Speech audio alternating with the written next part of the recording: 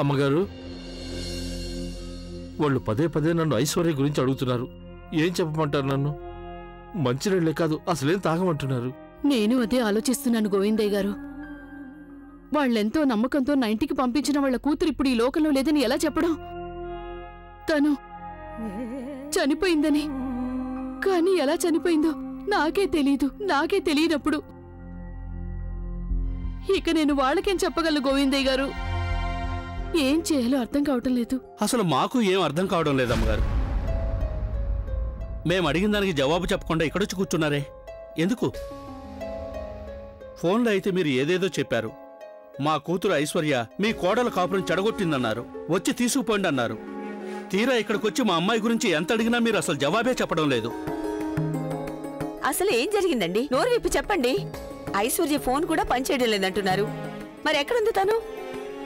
మాధవి, నిరంజన్ ఎక్కడున్నారు? మాట్లాడరే మీరు. చూడండి, అది ఏం జరిగిందంటే చాలు. ముందు మీరు ఐశ్వర్యని పిలవండి. అదేదో తన్నే అడిగి తెలుసుకుంటాం. నేను మాధవితోనూ అల్లుడు గారితోనూ మాట్లాడాలి. ఎక్కడున్నారు వాళ్ళు? అసలు మీరేం మాట్లాడరేంటి? అదేనండి, వాళ్ళెవరూ ఇంట్లో లేరు. మీకు చెప్పేది ఏమిటంటే... చాలు. ఇప్పుడు మేమేం వినాలన్నా ఐశ్వర్య నోటి నుంచే వినాలనుకుంటున్నాం. ముందు ఐశ్వర్యని పిలవండి. ఏమైంది? మీరిద్దరూ ఒకరి మొహాలు ఒకరు చూసుకుంటారేంటి? అర్థమైంది.